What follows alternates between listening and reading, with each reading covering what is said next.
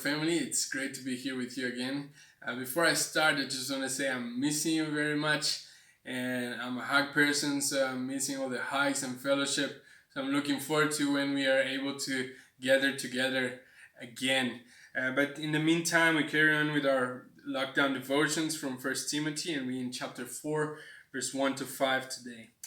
The Spirit clearly says that in later times some will abandon the faith and follow the deceiving spirits and things taught by demons.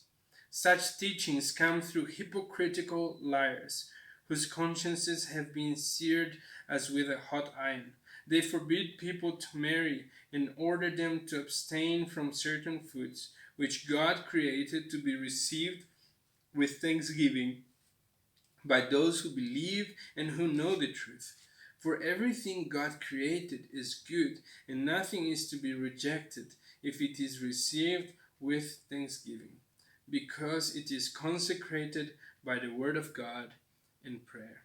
So just to give you a little bit of background, there was a group of false teachers that had come into the Ephesian church, and so and been leading people astray. So Paul starts there in verse 1 saying, some will abandon the faith. That's apostasy. And follow deceiving spirits and things taught by demons. He identifies the source of this new, of this false teaching, demons. And he says these false teachers have been seared, their consciences have been seared. So this term is actually a medical term, like a scab that is hard. They no longer were listening to their consciences.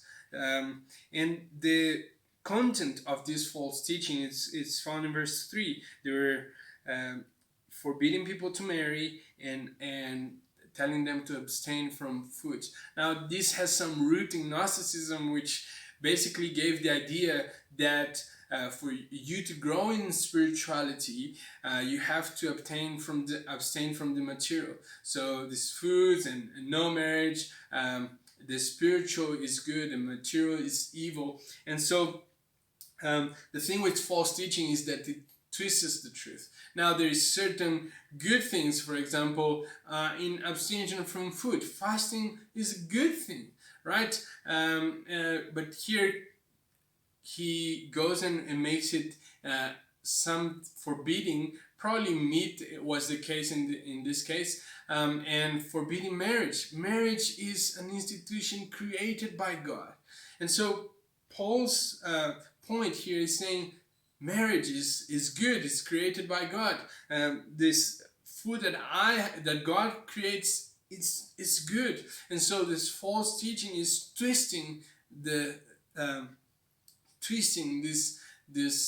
truth, and making it to seem like if you do those things, you will have a better spirituality. And Paul is saying no, it's only through Christ that we can grow in the knowledge of Jesus, of God, and draw near to Him.